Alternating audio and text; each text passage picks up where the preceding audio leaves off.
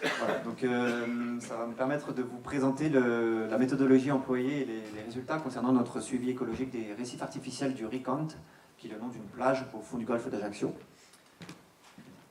Donc afin de contextualiser mes propos, il faut savoir que c'est l'Office de l'environnement de la Corse qui est le maître d'ouvrage de ce projet et à l'origine de la création et d'immersion de ces récifs dans le cadre d'un programme participatif d'action et de valorisation du golfe d'Ajaccio, qui est un site Natura 2000. Donc ils ont créé et immergé ces récifs pour trois objectifs. Donc, premièrement, afin d'augmenter la production halieutique dans le but de soutenir les activités de pêche professionnelle. Il faut savoir qu'il y a très peu de pêcheurs en Corse, et encore plus au sein du golfe d'Ajaccio, que le golfe d'Ajaccio est, comme toute la façade occidentale de la Corse, caractérisé par une géomorphologie particulière, avec de profonds canyons qui remontent loin dans les golfs, ce qui fait que l'activité de pêche, de petite pêche côtière en Corse, se développe sur une bande côtière particulièrement étroite. Donc il y a une compétition pour l'accès à la ressource. Ces récifs ont également été créés afin de reconstituer, je mets des guillemets parce qu'on pourra peut-être en discuter après, des biocénoses marines face aux différentes pressions anthropiques. En effet, le golfe d'Ajaccio est un site particulièrement fréquenté en période estivale, où il y a des activités de plongée, de pêche professionnelle, de loisirs, énormément de plaisance, voilà, des rejets de stations d'épuration, des aquacultures, tout un tas d'activités. Donc le but étant de créer un continuum écologique avec les écosystèmes naturels proches. Et enfin, ces récifs ont également été immergés afin de participer à l'expérimentation et à l'innovation en termes d'éco-conception pour tous ces prototypes, et notamment basés sur le biomimétisme adapté à l'environnement local.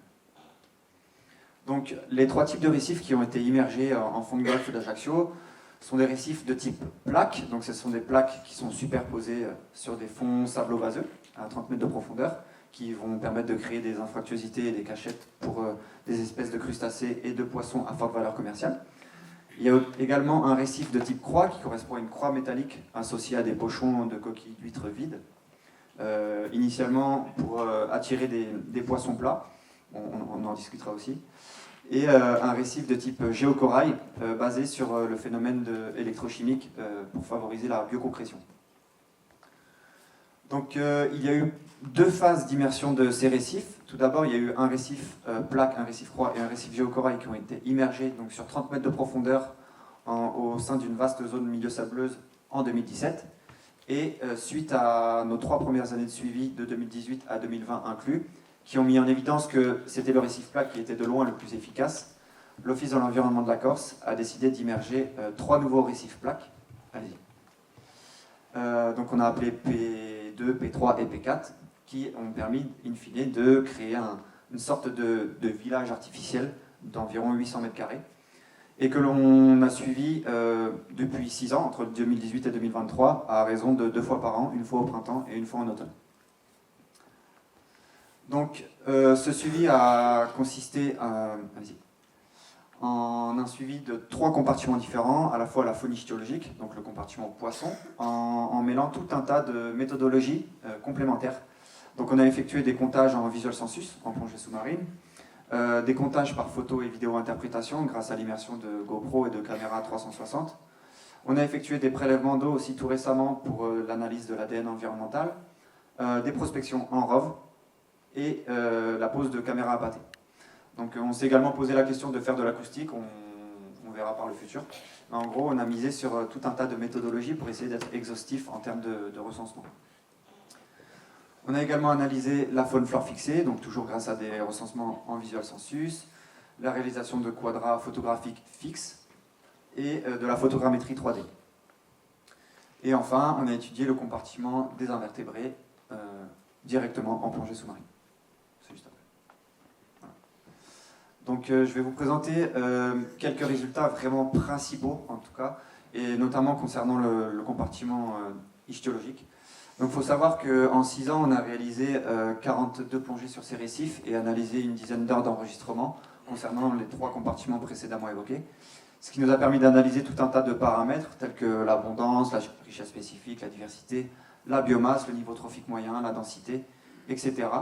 À la fois à l'échelle spatiale, donc en comparant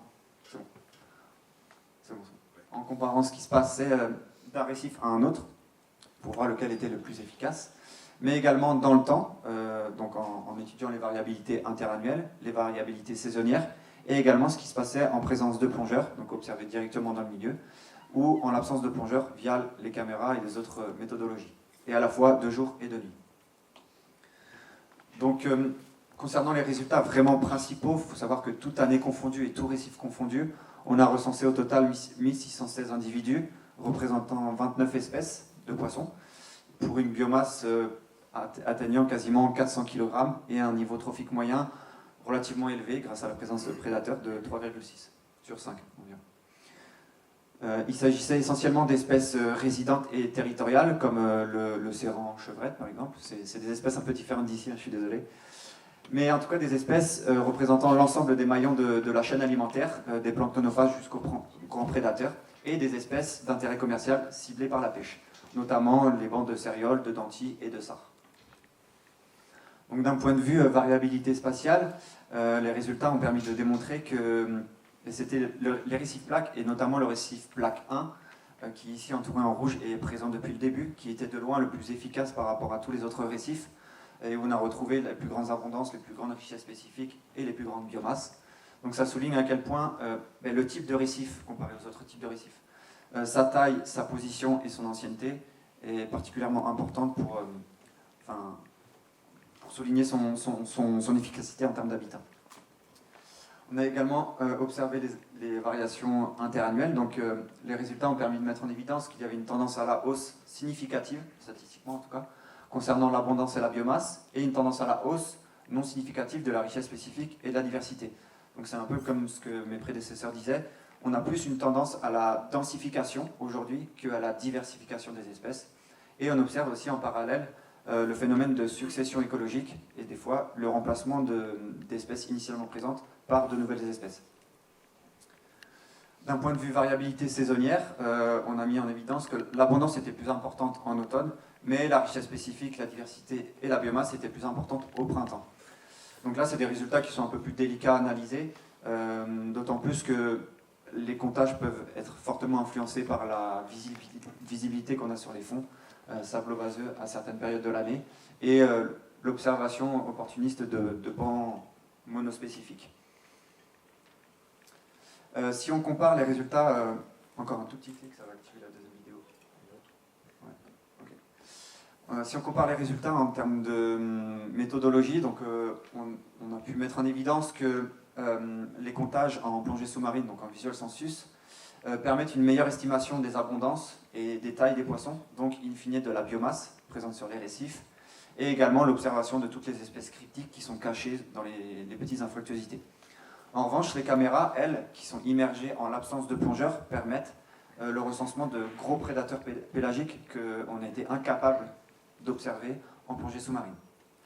Donc ça met en évidence à quel point la mixité des méthodes employées est vraiment importante pour recenser de manière exhaustive ces peuplements. Et je vous ai juste mis une rapide slide sans développer et rentrer dans les détails de quelques espèces de faune flore fixée et d'invertébrés qu'on a rencontrés sur les récifs. Et vous avez juste sur votre gauche un exemple concret d'un individu d'éponge épineuse blanche que l'on a vu croître au cours du temps voilà, sur le récif Croix.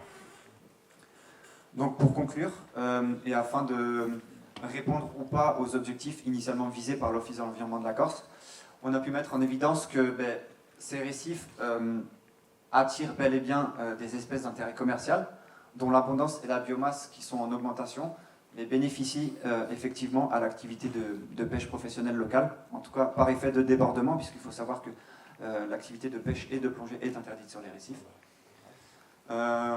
Ensuite, ces récifs sont bel et bien des supports de biodiversité, alors alternatifs et supplémentaires par rapport au milieu naturel rocheux proche. En tout cas, des supports de biodiversité inféodés pour les espèces inféodées au milieu rocheux. Alors de là à dire qu'ils reconstituent des biocénoses, nous on n'est pas tout à fait d'accord avec le maître d'ouvrage, parce que c'est des milieux rocheux qui ont été mis au sein de zones sableuses, donc on ne reconstitue pas des zones sableuses en mettant des supports de type rocheux. Mais par contre, oui, on peut créer un espèce de continuum écologique avec les milieux de même type naturels proches. Et enfin, à des fins expérimentales et d'innovation, on a souligné à quel point le type de module, sa position, sa forme et son ancienneté sont très importantes pour son rôle et son efficacité en termes d'habitat, de nurserie et d'abri. Donc juste pour vous rappeler et vous dire où on en est, on a fait ces 6 premières années de suivi de 2018 à 2023 sur les récifs et on est parti pour 3 nouvelles années de 2024 à 2026 dont on a hâte d'analyser les résultats et de potentiellement vous les présenter à l'avenir.